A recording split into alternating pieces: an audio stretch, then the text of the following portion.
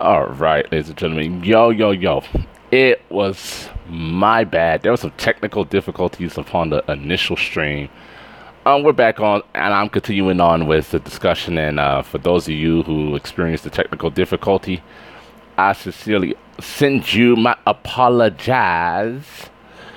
But man, love to y'all. So we're gonna try to get this underway, and I'm gonna complete the online objectives while I use my 90 overall team.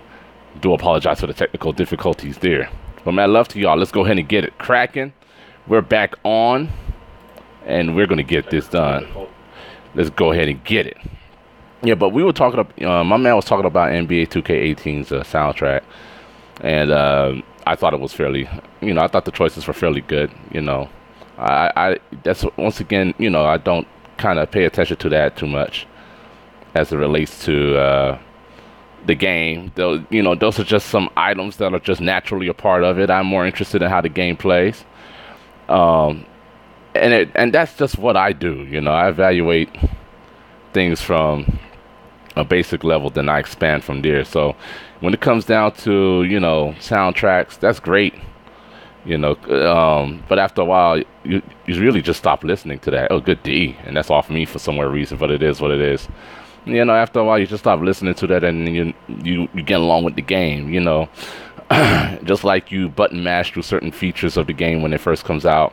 Like initially you're impressed with some items of the presentation, and then as you get like a month in, you really stop focusing on those things, that you just once again want to go ahead and get back into the game. So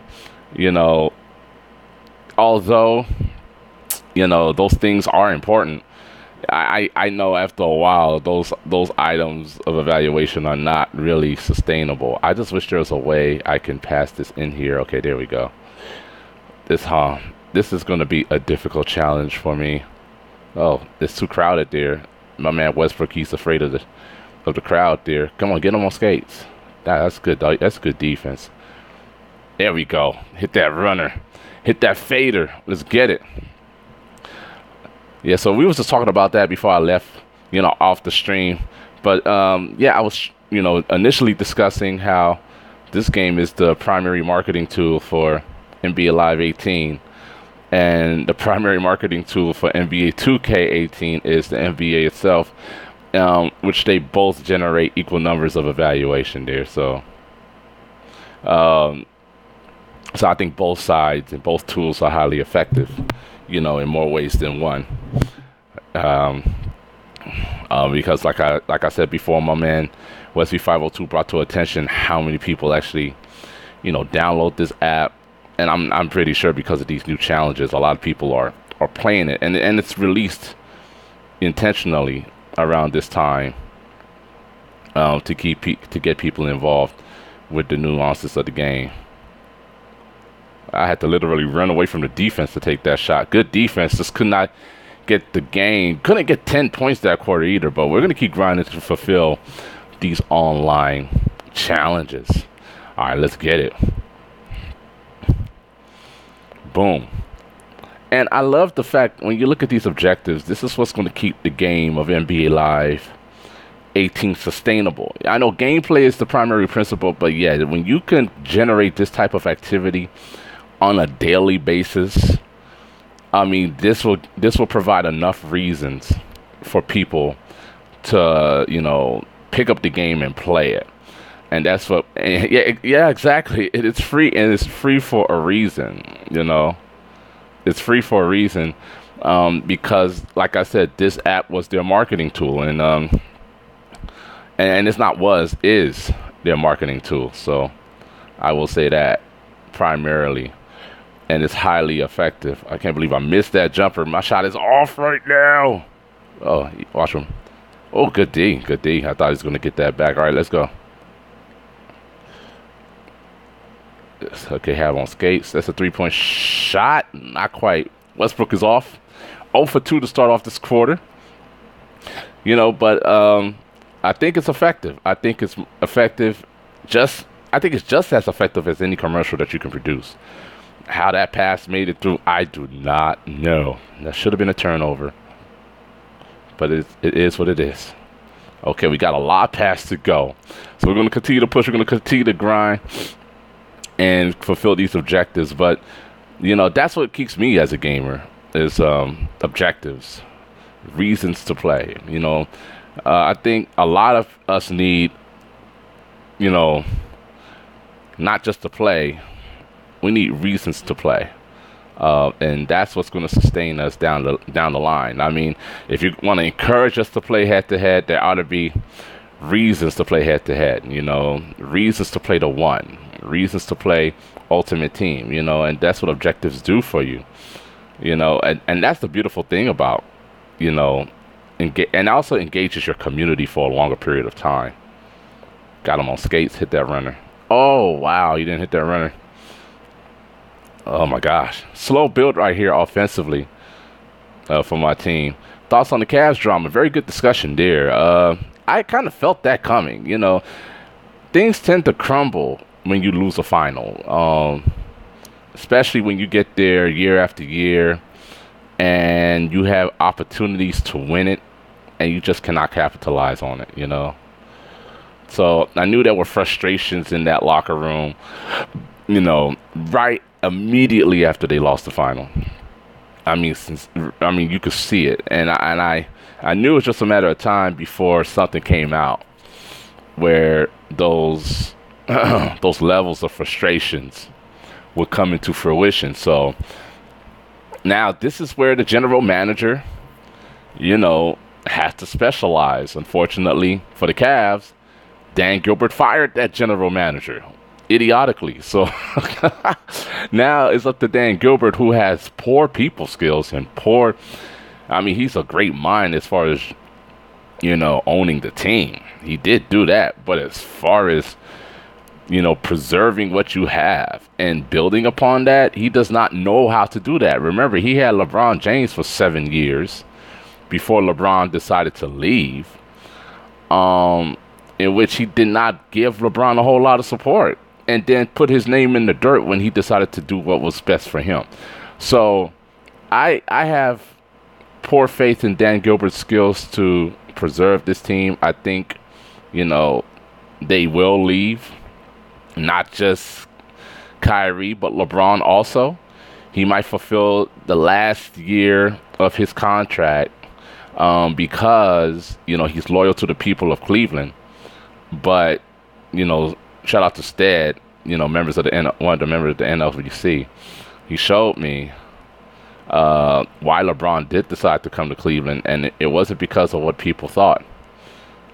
He decided to come to Cleveland because it was something that he wanted to do, and no thanks to Dan Gilbert. So it is what it is. We just have to see how things will pan out. It's unfortunate that team, I think, will eventually crumble. The only person who will remain is Kevin Love, in my opinion. You're going to have Tristan Thompson, who's going to stay there. But that's pretty much it after that. Then the Eastern Conference will be wide open. But whoever's in the West is guaranteed another championship. Hands down. Wow, this team is struggling here. And I'm having a struggle going up this side of the court. There we go. That's all I wanted to do is go up to that side of the court. But what's your thoughts on it? You could type it up in the chat. It's just it takes a special type of manager to preserve your team when frustrations are that high. That's just the truth of the matter. Oh, gosh. I'm not making smart decisions here with my team. Jordan, why are you holding the ball up? Let's go. You're killing time. Let's get it. Yeah, so I'm not scoring points. I think I have a little bit over and out to get these objectives done. And, yeah, I'm not playing too smart. I'm risking too many reaches. But I will narrow the gap here. Let's get it. And boom. Yeah, so, the Eastern Conference, once again, is becoming that much weaker. Now, as I continue in my elaborations of this, Cavs and Cavs debacle with this team, this is one thing that that Kyrie Irving has to consider, or how you improving your situation. You're not improving your situation for yourself. Wherever you go, you're not going to be, you know, competitive unless the Spurs some way somehow figure out a deal for you, which would be highly unlikely. But then again, it depends how bad they want you. And then I think what really did it was the fact that,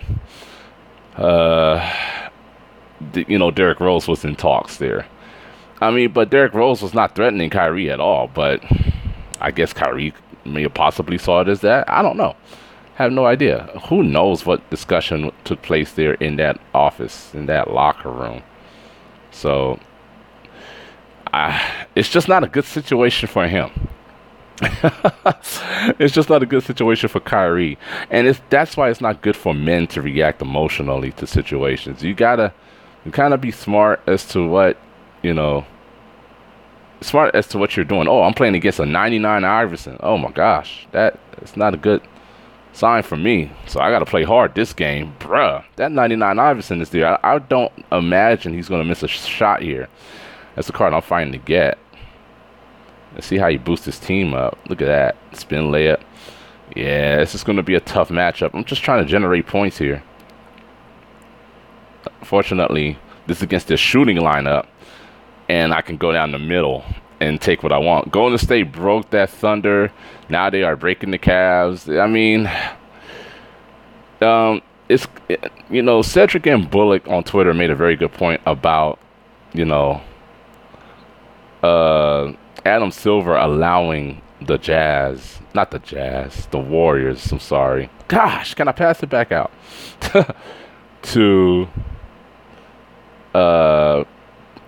to make that team, There was a reason why David Stern vetoed the Chris Paul trade for the Lakers. He knew that talent needed to find a way to be evenly distributed in the league. Now you have this severe imbalance of players. Here goes that 99 again. Oh, he got blocked. 99 got blocked. Let's get it. Okay, I'm going to run down the middle here. Yeah, just take it down the middle. Boom. Like I said, Adam Silver has to find a way to counter this. Now there's a cancer in the league where these players, are going to, make these super teams, and they're going to do what's best for them. They're going to do what's best for themselves, and unfortunately, that's going to cause mega imbalances of talent, for one or two teams or three teams, and the rest are just going to be no chance of competition, and that can really hurt the NBA. You need competition to be preserved there, and if you don't allow that to flourish, then your brand is going to struggle hands down. There we go, 15-4. That's a good quarter. I take that. Yeah, he wants to go to the Spurs, Knicks, Heat, or what? Come on, and that was Bill Russell. You gotta be kidding me right now. Yeah, you can't control free agency, but you gotta put something in place there. You gotta exercise your executive right to kind of, I don't know, counter what's going on in the league. Now, free agency is good for the players, but it's not good for the league. You know what I mean? And you want that league to remain competitive, right? Because with the way things are going now, I mean, the trend just doesn't look good. I mean, for real. Imagine the league 10 years from now. You're going to have teams that will forever remain garbage and teams that will forever be good if you do not find ways to counter this. And like I said, that can hurt the league. So we'll just have to wait and see how things will pan out. Now, I'm playing with my shooting lineup. This is a zone defense that I do not agree with by no means. I just hate the zone defense. I don't know why the shooting lineup plays the zone defense, but it is what it is. They play like a 3-2 or a 2-3. So all I can do is just exit. Oh, come on, Paul Gasol. I should have known not to throw lobs to Paul Gasol. I might struggle with this team a little bit, but let me just play the zone. Now, as a point guard, I stay at this side here in the middle. And I just got to preserve the spots. See, he rotates there. That's good rotation. There we go. Avery Bradley. Nah, this is the reason why I love the shooting lineup. Because of him. He's just so explosive out in the wing from three. So I take advantage of that whenever I use the shooting lineup. And I did acquire him from these challenges. Luxury tax penalty is not working. You said it's now working or is it not working? Because I don't think it is. I mean, it's always been there, but, players and not players, but managers for the most part has been able to kind of escape that. Okay, I need somebody to come out. Paul Pierce, somebody. Ooh, that was a dangerous pass. That's not his game. Pump fake there, run here. Oh, good block. I knew that was going to get blocked. He pinned me down right there. I was trying to get a fadeaway, but he went up with the layup, and I thought it was going to go through. I'm right there, kind of, sort of. Yes. Yeah, not working. Okay, that's what I'm saying. Yeah, it's not. Because the luxury tax is just that. It's a tax. It's not like a penalty that stops you from doing what you want to do. So, and the thing is, if you're going to be a championship team, you are willing to pay the luxury tax for that championship. So you pay. And I think it's a monetary system that has been created by the NBA so they can profit from it, because those luxury taxes go to them. You feel what I'm saying? So in other words, if you want to be a champion, what's up? What's your coin making method? These challenges right here. It's not all that great, Peter Lavia. Welcome to the stream. I'm not really a coin generator more so than I am a grinder. So I just grind. And, as a result of my grinding, I acquire coins. You know what I mean? Sorry for responding to that question late. Increase for repeating fee owners. Yeah, they don't care because the results outweigh the penalty. The reward of the situation outweighs the penalty. Let's see where we are in this here. I got 57 minutes. Okay, 6 points away from 50. Let's get it. All right, we're going to go ahead and get it. And that's the truth. That's the truth. You'll be, look at this team. Look at that 97 Chauncey Billups, 97 Eric Gordon, 99 LeBron. I'm going to play him because we're crazy like that.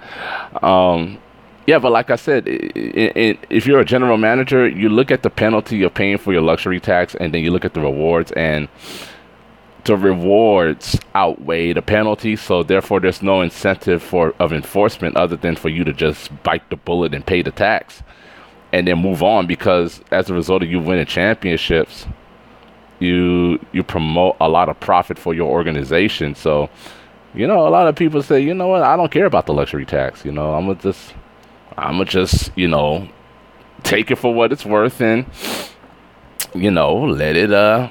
let me get this ring.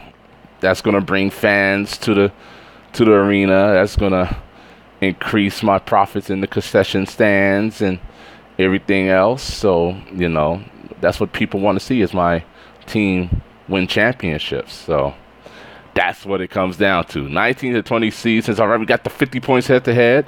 19 to 20 season, Warriors luxury tax will be $400 million. See, and that tax goes to the NBA. So it's all a system. You got to understand that taxes are a system of profit. The NBA will find a way to get profit off of you wanting to win a championship. It's just that simple. And they are taking full advantage of that. Anyway, that's very good discussion, Curry. Thanks for bringing that up. As we continue to talk about mobile and its marketing aspect for... Ooh, that's Danny Manning. It's a beautiful layup. How this game continues to market and put NBA Live on the map, and how we can hopefully see the translations of sales from the success of this mobile app going into the console space. And that's why I still stand firm with my prediction. And NBA Live will sell over 1 million copies because of the success of this app. I mean, it is what it is. I cannot discount the success of this app. And the millions of people who play this app on a daily basis, the millions of users. And that is going to be a cheese. I have to accept that and bite the bullet. And yeah, I mean, for real, that's I can easily see. Oh, get back, sit back, and just let me take the shot. And nope, they're not. What? Yo, my joystick was stuck. That is a first. I'm surprised that shot wasn't blocked. They were on me tough. But what do you guys think? Do you think that NBA Live 18 will sell over 1 million copies? I mean, look at the millions of people this app has reached without mainstream marketing. And it's more effective than, oh, that's a nice layup. More effective than mainstream marketing because, go up strong. Yes, sir, make that. Yes, sir. Because you're not only looking at NBA Live, you're playing it. You know, you're playing it, you're engaged with it, and you're getting a sample of what you hope to see in the console space. So yeah, I stick by my guns that this can definitely sell over 1 million copies one day, hopefully. Not initially. I was saying the first month, like I said before, will out 2K, and he's just doing that for views, man. That's all it is. He's doing that for views because on YouTube you want to be controversial, you want to say statements that is going to generate a response, and that's all it is. So, you know, what they're doing on YouTube is rather smart. Now, for me, I'm just a rational, logical type of guy, so I'll say something, but I'll back it up with some fact and substance. You know, I'm just not going to entertain you to that magnitude. You know, I'm going to say that I stand firm by my... What's up, Seventh Warrior? What's good, fam? Whoa, no, I love that picture. That's flames, bro. Welcome to the stream, David Johnson. What's good? My man from Canada. Man, I love to you, man. It's been a minute. Yes, sir. David Johnson in here. Now, Seventh Warrior's in the building. We were just talking about... Yo, let me inbound the ball. We were just talking about how NBA Live may potentially sell over 1 million copies this year. Not initially in the first month of sales, but, you know, somewhere down the line. Get up in there. Oh, good rebound. You're going to miss that. How do you guys feel about that? My man Paragon's in the building. What's good? He said, no way on earth. Okay, wow. Yeah, I've seen your videos, my man. You stand firm on that. Yeah, it's good to see you, man, for sure. You stand firm on that. I go based upon the substance of the mobile app and the millions of people that this game has reached. And what I see is, you know, not initially in the first month, not at all. To be honest, and we know that the market is hyper responsive to the competitor. I mean, the marketing wars are going down, and I know that initially, for sure, initially there's going to be hyper responsiveness to the competitor first and foremost. That's a given. That is automatic. However, you know, you got to look. We have to see how they're going to manage that community, and it seems like every year the competitor finds a way to somehow, some way, finds a way to frustrate their community on some level, on some element. And even though, you know, the competitor's game could be of high quality, you know, it could just be puzzling to me to see, you know, that community so frustrated with their brand. Somehow, some way, it just occurs. And, you know, hey, what's going on, Derek Rose? I like that name, by the way. What's up, fam? Matt, love to you. I appreciate you guys coming in today, man. I wanted to... Dang, he is locking me up. I can't even see what's going on here. All right, can't even get that shot off. Horrible quarter there. Yeah, you said only because of the lack of effort with global marketing and widespread domestic marketing. See, now, that's the thing. And I'm glad you're in the conversation, my man. I really am glad you're in the conversation. You said, wow, what a lineup. Man, my lineup is all right. It's not compared to what I've seen. Look, check this out. All right, look at this. I want to pull up a lineup that I played against. This is not it, but there was a lineup that had like a 97 overall team. And when I look at these lineups, I am amazed by the amount of money this app has generated. Now, I have not committed to this app on that magnitude. But if you want those lineups that are like 97, 98 overall, that's a commitment within itself. What's going on, Alejandro Morel? Welcome to the stream. And you know what? I thought that way too. You know, I thought that way too, my man. About, you know, some of their marketing efforts. You know, because we want to see mainstream marketing. I see you, Alejandro Morel. It's been a while since I've seen you. I think I've seen you before.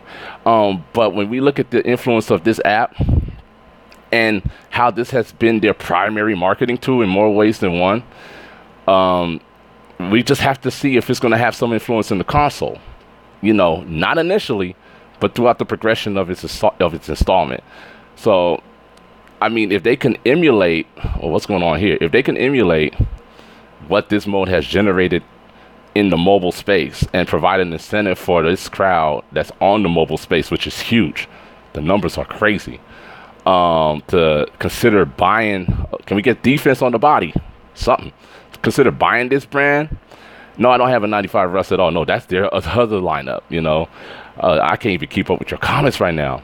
If they could find a way to connect those gamers to look into this brand through the console, then at least 10%, and that's a minimal number. At least 10% of the individuals who have downloaded this mobile app and play it, like on that serious level, may consider buying this product. Now, the problem is we don't know what that number is. We don't know how large that group is, but we are aware that millions of people downloaded this app, at least downloaded it, at least played it at some level, at least are aware of it. Now, this app was applied for two reasons, in my opinion. It was applied to keep NBA Live, the name relevant, while the game was canceled, and at the same time generate revenue that hopefully went over to the production side of things, to actually increase the amount of resources that could be made into developing NBA Live 18, and that was proven at EA Play, because I was surprised. A lot of people who actually came over from the Madden team to help with visuals, audio, and many other features of the game, participated in that developmental progression, and that's because they had the money to give to them to participate in that level. So I don't know. It's just a wait and see. It's an experiment. Oh, that's a huge buzzer beater. And it's just something to look at, What do you consider is the backbone mode of all simulation sports video games? Man, very good question. Now, you know me. I'm a Dynasty player. Like, I'm not primarily an online gamer. I will confess to that, because I am one of the old school NBA Live heads. And another thing, NBA Live Mobile closed in that generational gap. So, because 2K has been so supreme with their games, there's a generation that does not know anything about NBA Live or its past success. So NBA Live Mobile was able to reintroduce themselves through this app to that generation. My son plays it. A lot of my nephews and cousins play it, and they're kids and they love it. You know what I mean? They can't get enough of it. So this app was, although controversial, although we didn't like the choice initially, it helped market the game in a way in which limiting marketing in a mainstream platform would not have been able to do for the game. Because first of all, if you just limit this game in mainstream without finding a way to make it fun, then the competitor will just flood that. Because trust me, although EA Sports utilized game changers to promote their game, 2K, we all know, and it's common sense, 2K, the competitor will use NBA players to promote that game, and that sets precedence over YouTubers any day. But let me get back to that question. And we see that already. And I said that to my brothers at NLVC. I'm like, look, they're using game changers, to promote that game, but the competitor will just primarily have the whole NBA market, 2K18, and that is going to be effective in a flash. See, but what is going to win at the end of the day is how people will interpret the gameplay. Yes, he said my team, the one and ultimate team. Now, see, you have to choose one mode. Logical. You got to choose one mode. Now, you can't name them all. I think the backbone is Dynasty. Now, the reason why I say Dynasty is because, and especially for the NBA Live franchise, because, like I said before, the whole platform of basketball gaming was built foundationally off of this mode. There weren't any other mode. Bro, can you use your 95 Rust for me? I don't have 95 Rust, Derrick Rose. If I did, I would use them. My bad. He's crying. Let me get back to the discussion, though. We just chatting it up, man. I appreciate you guys coming into the conversation. I mean, real talk. I love talking more so than anything else. Even though I'm struggling right now with these quarters, I'm talking, you know, I love engaging in the conversation. But we all have to remember, you know, the real mode that really helped, you know, define basketball simulation was not you creating a player, you know, it was not even Ultimate Team or my team. It was Dynasty, you know. And I remember, you know, growing up, people talking about how successful their dynasties were, you know, what kind of players they acquired in the process of their dynasty, how they traded, you know, and, you know, they would compare records with one another, you know. But yeah, now, I'm just going to be honest, when we look at trends, okay, when I'm not talking about trends as statistical evaluations, I'm talking about the game that helped defines your simulation practices, and that is your dynasty mode. But when you look at trends, when you look at the mode that exploded, okay, statistically and in data, when the games transferred to the next gen, this mode took precedence, and that was my career. NBA Live Movement JV playing, man, love to y'all. This mode took precedence. It was my career. When it went from PS3 to PS4, you know, Xbox 360 to Xbox One, you know, you're creating your player, customizing your player took off like a rocket pad. So that mode took precedence in the next gen. But when we talking about the foundation, now that was the backbone mode. You know, it was Dynasty. Now, as a result of next gen and these children, it is now my career. And we know that now. That's why you see them trying to appease that demographic. I mean, real talk. You said the only mode that sets NBA Live apart from the competitor 2K18 is the WNBA mode. And the only mode that sets NBA 2K apart from NBA Live 18 is E-League. They've got to promote those modes. Now, that's what is interesting. And that's what I am yet waiting to see. How these new modes will be. Break some ankles, I'll try, I got you.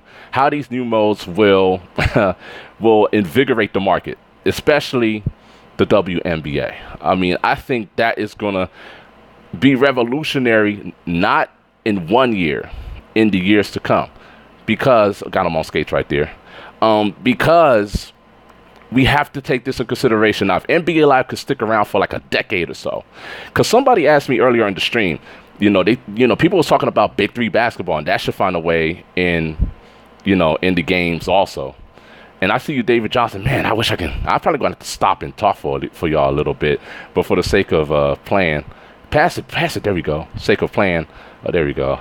That almost was blocked. I have to keep playing for the streamers who's coming in, but we have to consider that the NBA at one point was struggling. A lot of people don't want to believe that, but they were. And if it wasn't for the Boston Celtics and Lakers rivalry, you know what I mean?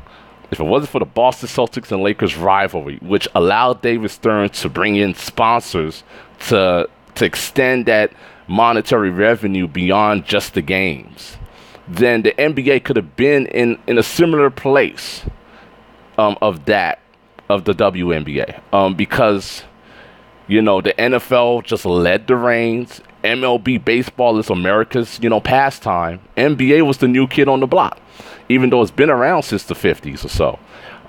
They struggled to make their brand entertaining, and that's why they decided to merge with the ABA. And, thank God for, no, it's all good. David Johnson, I'm going to read your comments, man, because I really want to engage, but I just can't rush to the topics.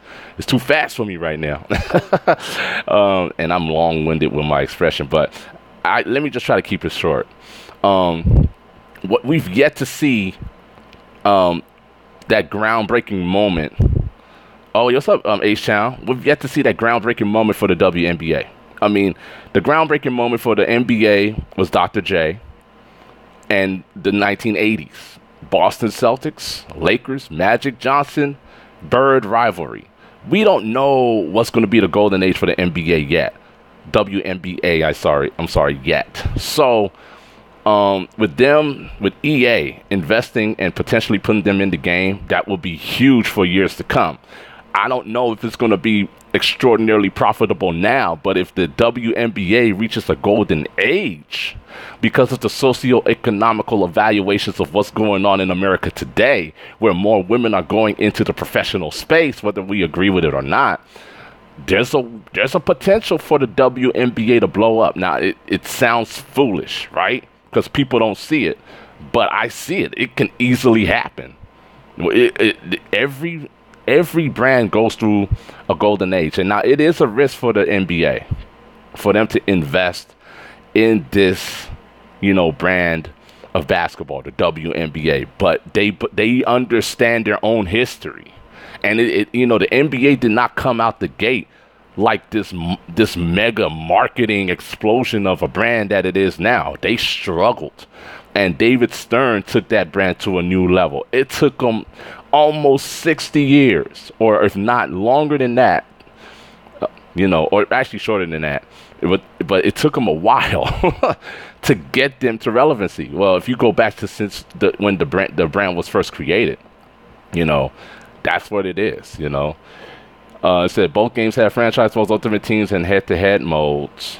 But what sets them aside, the WNBA and the E-League, right? Now, I really want the E-League to make it into, NBA Live. I really believe that market is good, not just for the gamer, but also for the brand, because it gives people a reason to play. Like, what NBA Live needs to do is capitalize and give people reasons to play. And I think sometimes they lack in that because they don't generate an emotional response. I will play NBA Live 2 by for sure, Derrick Rose. Yes, sir. I'm sorry, man. But let me get back here. Brian Scalabrine is the GOAT. What? I do not like Brian Scalabrine, even though he came to USC. Shout out to him, Mr. Redhead. At USC, he was all right with me, but when he went to the Celtics, he just put a bad taste in my mouth. Oh, let's go. Good block. Well, Matt, love to you guys for the discussion, man. Keep the questions coming, man. This is what I really enjoy doing. I really do appreciate the conversation, and I'm losing track here of my comments here. Let me go further down. Oh, man. It said both games have career modes, too. Absolutely. So the competition goes, to how things will be executed with the WNBA. Let's see how influential that can be. I have a question mark, huge question mark with that. But regardless of what, it's still good to see. It's still good to see because, like I said, the WNBA will reach a golden age. Right now, what we see is the historical platform. You have players like Cynthia Cooper, Diana Taurasi, even Brittany Griner, Lisa Leslie. You're seeing these Hall of Fame, women coming into play. And then imagine a WNBA 50 years from now, these will be the players that will be like your George Mikens and, your Kuzis and, players like that. So the WNBA is very young. So, it looks like it's nothing now. The NBA knows that this is a long haul investment. And if they're smart, they'll keep around and allow that to grow. So I think that will be impressive. What do you think is missing from NBA Live 18 ranking and leaderboards? Consistency. Consistency and interpretation. Like, they have to find a way to first develop a firm ranking system. And let me point this out because my man from the Live Movement, Wesley 502, did a great job. I want you to pay attention to this in mobile. This is a great ranking system. Now, when it comes down to head-to-head and when it comes down to matchmaking, I think this should be implemented. You got rookie, you got pro, you got all-star, you got superstar, and you got NBA legend. These criterias should be placed in your head-to-head experience. So based upon, because they do have a ranking system now based upon a 10-game system. And depending how well you do in that 10 games, you rank up. And then you play in competition that is equivalent to yours based upon your ranking. So this system here would be great. And I'm going to get to you right now, David Johnson, I promise. So say you're a casual gamer, your record's not that good, and you're trying to rank up. See, that's the thing. You want to give players incentives to go ahead and play these modes, and you want to put a ranking system that is consistent. And now they do have foundations of how that could be implemented, but the interpretation of it is questionable because they don't know how to account losses as it relates to, people quitting or the internet shutting down or whatever reason. They have to find a way to better interpret it. But that system right here, Rookie, Pro, All-Star, Superstar, and Legend, is something that I could see going into NBA Live 18, especially with the one, because you have something called Street Hype. These modes are based upon, if you look at the bottom right hand corner, fans. So depending on how successful you are with whether it's your player in the one or how successful you are in head to head, you should acquire more fans that will set you aside and put you in higher rankings. You see what I'm saying? And when you get in that higher rank, that competition increases. Now, there was one game that I played with the competitor that was able to execute that effectively. Whereas and NBA Playgrounds does a great job with that as well. Like they have a wonderful promotional system to where you play people on your level and you can be demoted based upon how you lose. So that is something that I think can actually help in the head-to-head evaluation. Do you think any team in the West, Lafayette, will be able to challenge the All-Star team, aka Warriors? No, and that's the problem. And then we was talking about how Adam Silver gonna have to put in some type of executional order to balance the NBA because this will hurt the brand 20 years from now. And that's why David Stern, even though my Lakers, took a hit for it, ended up, being hurt as a result of him vetoing that Chris Paul trade. He saw that, okay, the Lakers and Celtics ran its course. We need some diversity of talent. We need some other teams to be supreme, to be king. We have the same teams in the finals every year. Our finals ratings have not been that good over the past couple of years, so we need something new. So that's why our Lakers were the sacrificial lamb. Unfortunately, he vetoed that trade. Chris Paul ended up going to the Clippers, and as a result of that, the Lakers been scrambling ever since because he really killed our 10-year plan. That was supposed to be our plan. A lot of people don't, for sure, David Johnson, a lot of people don't understand that. And, even though Jim Buss looked like an utter failure, the reason why he failed is because the plan that they had in store for the Lakers organization for the next 5 or, because, every organization working a 5-year plan.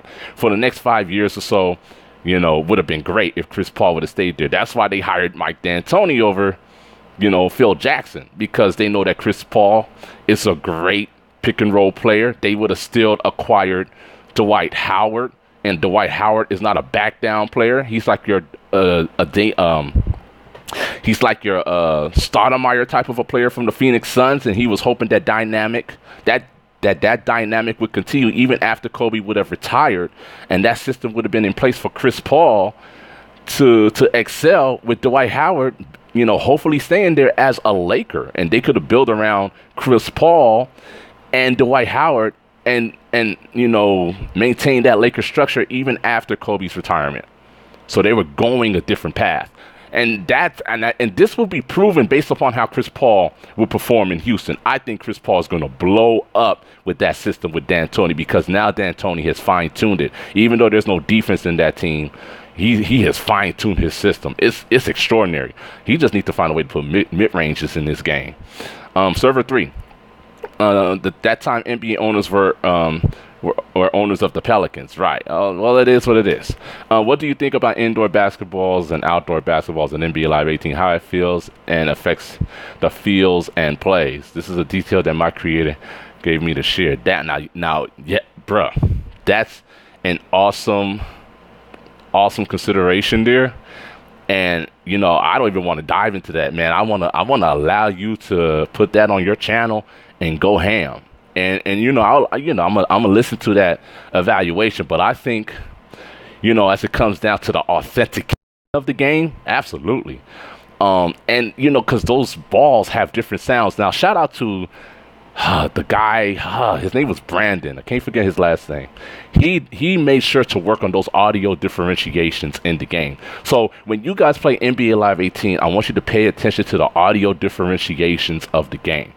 The way the rim sounds, the way the basketball sounds in different arenas. He made sure to put emphasis on that, and I want you guys to evaluate that to see if it's legit. What's going on, Ben Lichterman? Yeah, the way it feels and plays. Yes, because they ought to.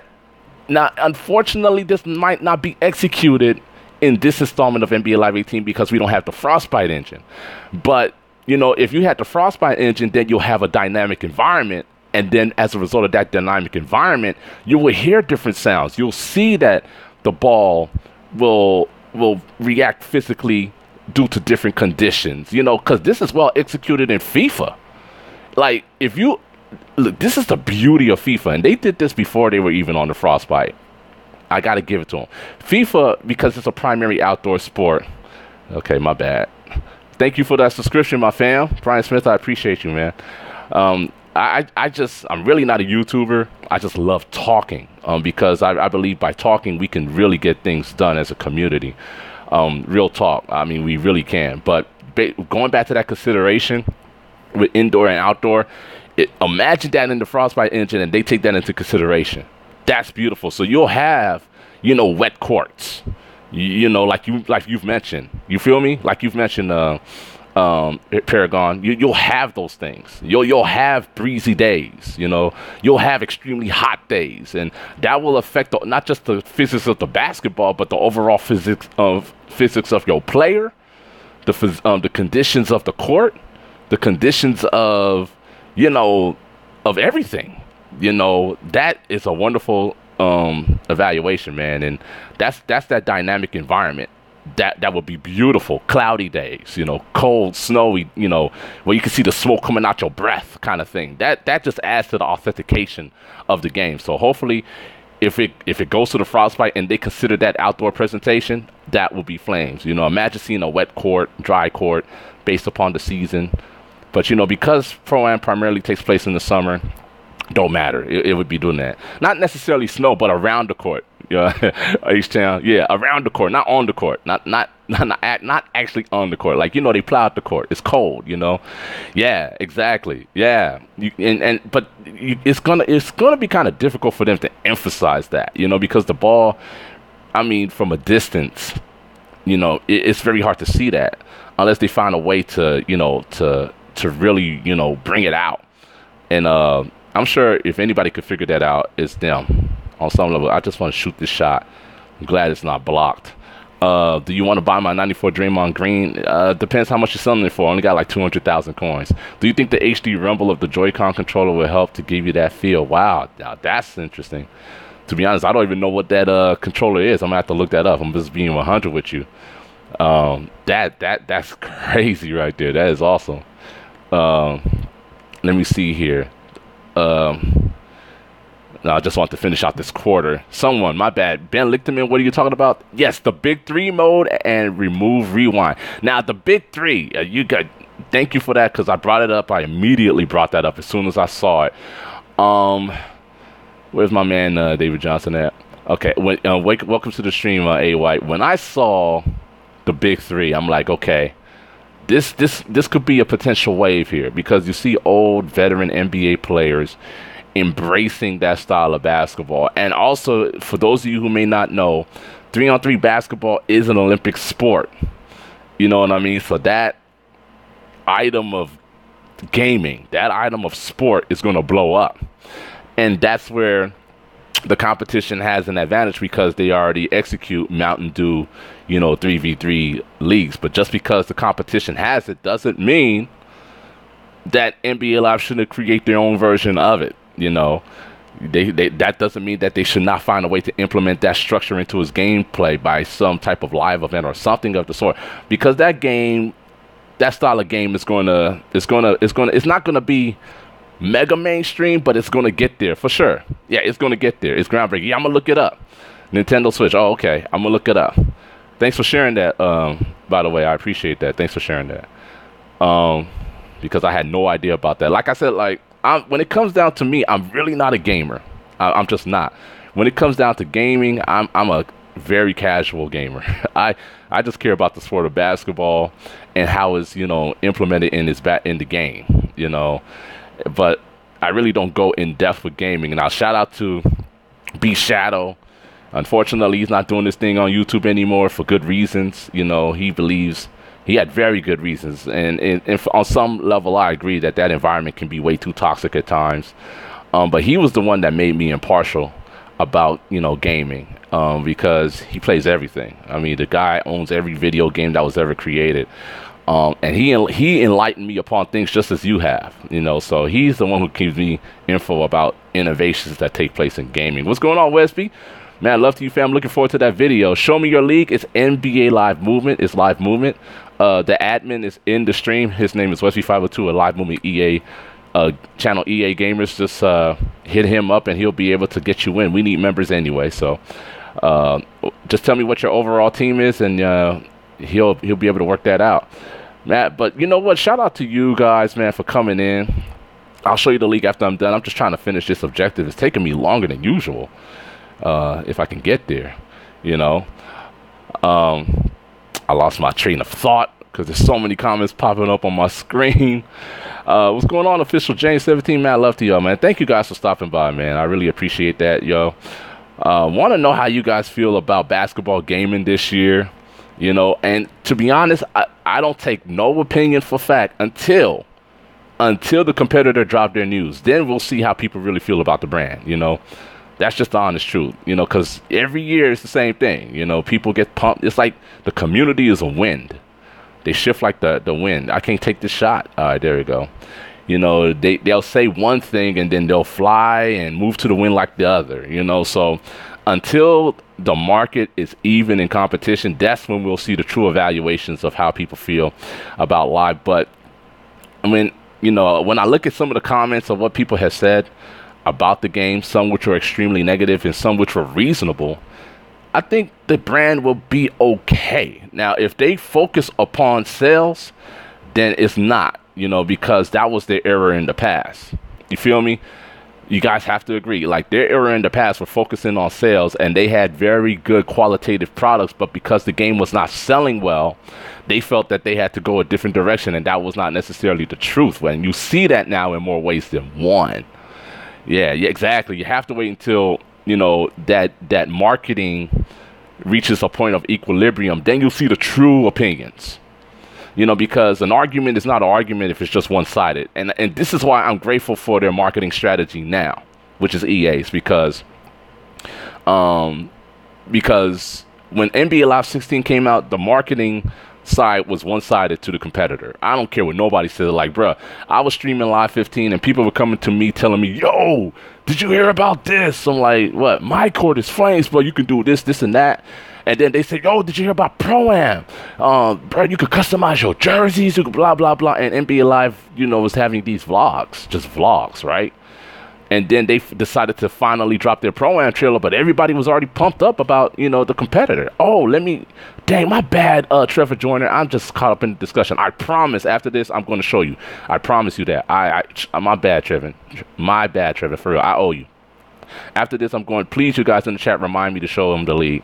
I just got caught up in conversation. So this time around, everybody who's involved in basketball gaming knows what's going down with NBA Live 18. That's a good thing, because that wasn't true with NBA Live 16. You know, people was like, I don't know what's cracked with NBA Live 16. They gave us screenshots, vlogs, you know, ambiguous vlogs. You know, we have 8,000 new animations in the game, new pick and roll system. Now, I'm really not on Facebook like that. Oh, that's out of bounds. But I am on Twitter. You can find me on Twitter there for sure. It's exactly, Swag. Do you think the 2K has and still is taking ideas from the NBA Live franchise? There has been a lot of talk of that being the case. When you're in competition, of course you're going to take ideas from each other. I mean, why you think everybody's trying to imitate what Golden State is doing? If it's working, you got to imitate it to compete. What's going on? Yo, somebody spamming in the chat. Yo, what's going on, Swags? Jeez, I got you, bruh. Man, I don't want to have to kick you out, but I see you, fam. It was good, fam. I appreciate that, Jake GSW30, man. Mad love to you. Thank you for the subscription, man. And even if you guys decide not to subscribe, man, I appreciate you guys for coming in and chalking it up with a brother. But that's a very good question, DJ. Let me get to that. That is the case. Now, G-Rod made a video about, the dribbling that was taken from, NBA Live and implanted into 2K17. Now, it was a good video. The only failure was he made it seem as if, a lot of people made it seem as if, 2K stole the signature dribbles. Now, that was not the point. That was not the point, and that was unfortunate. And unfortunately, I guess the way he delivered the message emphasized that. And it's not stealing because of this regard here. We all know that the developer who made NBA Live 14 was Scott O'Gallagher. He left for 2K in August of 2014, which would have been mid-production or near completion of NBA Live 15. Remember, NBA Live 15 came out later in November. So that if he left in August, that means Scott O'Gallagher still participated on some level of the bounce tech sequence that was in NBA Live 15 as well. So that's why you see those dribble sequences transferring over to the competitor because Scott O'Gallagher implanted that same principle of dribbling that was once in NBA Live and put it in the competitor. Now, that's not Scott O'Gallagher's fault. For whatever reason, Scott O'Gallagher decided to leave, EA. And now that's a managerial evaluation there that we have to consider. What's going on, Ian Kool-Aid? Please, I'm just a fan. Don't kick me out. Okay, I got you. Now I'm going to show you the league. Let me just move this over and now I'm going to show you the league. That's a managerial execution of failure there. That's a business failure. So nothing against what he did. He up and left and decided to go to 2K, and he put that dribble principle of development that he possibly created and put it in 2K17. You feel me? That's what he did. Now, let me just go to the leagues. I'm just, I got you. I'm not, just don't troll. So the name of the league is right here, is Live Movement.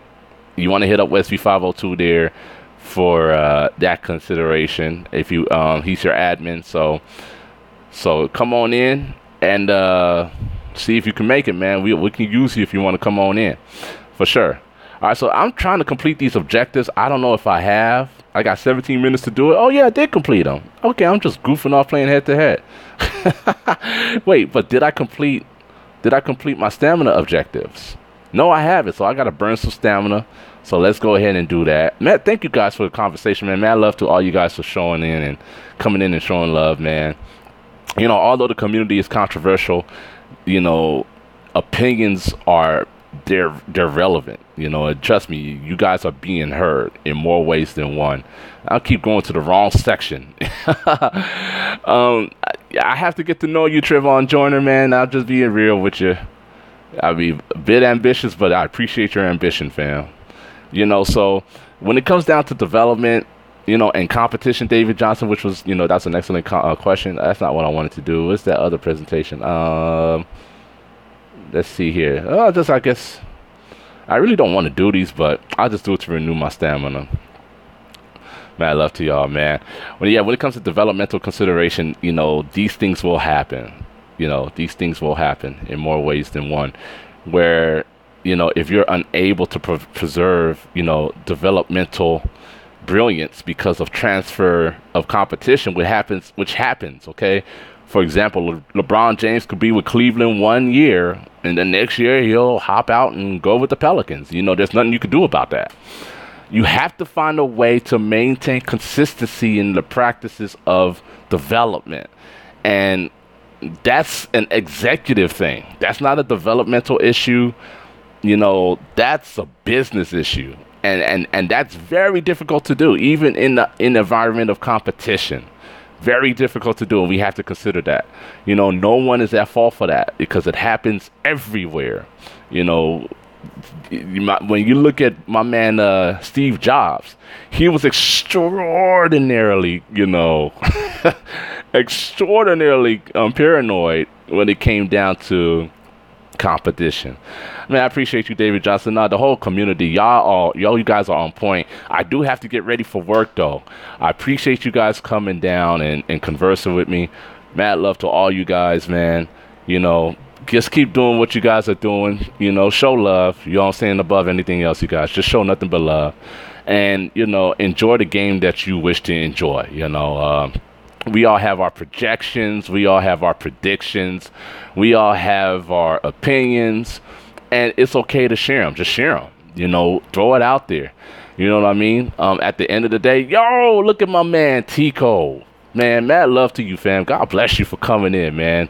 Real talk. I appreciate that. 100. Mad love to Tico. If you guys have not seen Tico and his quality of work, subscribe to his channel now. At Tico is to Corey. Just hit that icon, bruh. You will not be disappointed. You feel what I'm saying? And he's a brother from another mother in more ways than one. I mean that.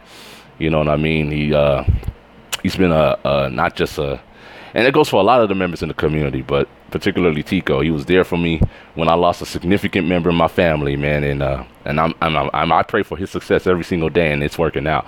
But God bless you guys. You know what I'm saying? Keep doing what y'all do. Next weekend, I'm gonna try to make it down to the Drew and see what's cracking. I have to work this weekend. That's why I'm not going. I can't go. But next weekend, I'm going to be there, and it's going down. Yes, sir. Hopefully, NBA Live will be that foundational game. Don't pay attention to sales. Pay attention to the quality of your game. Because with the quality of the game, that would be a victory for NBA Live for real. Because if you look back in the past how that game was evaluated, particularly from IGN, you'll see what I'm talking about. So it's not about the sales, it's about the quality. You get that quality down, then you could begin to build. All right, y'all. Mad love to y'all. I'll see y'all on the next stream. Peace, love, and here, Grease. I'm out, y'all. One. God bless.